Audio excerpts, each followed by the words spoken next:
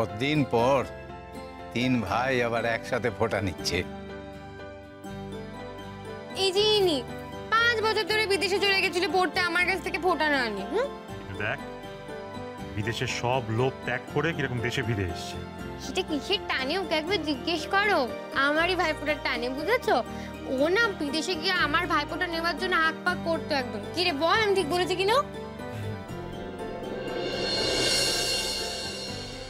ছোটদা ভাই, এবার বল তুই আমাকে কি গিফট দিবি?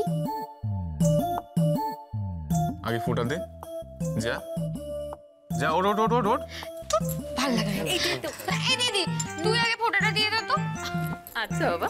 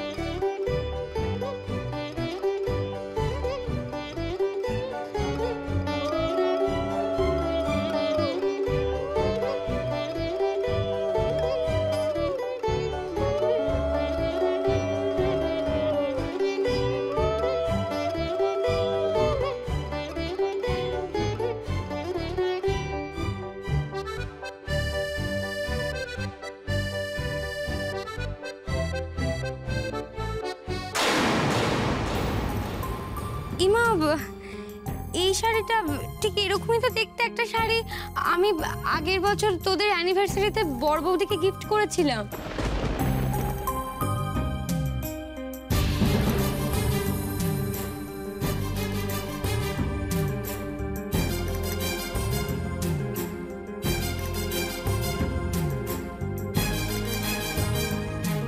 টিয়া, ওটা তো অন্য শাড়ি ছিল, এই শাড়িটা নয়। এরকম দেখতে আরেকটা শাড়ি।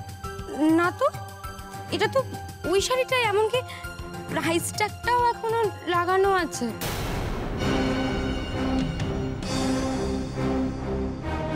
বড় বৌদি, আমার জিনিস গিফট দেওয়াটাই তুমি আবার আমাকেই দিয়ে দিলে।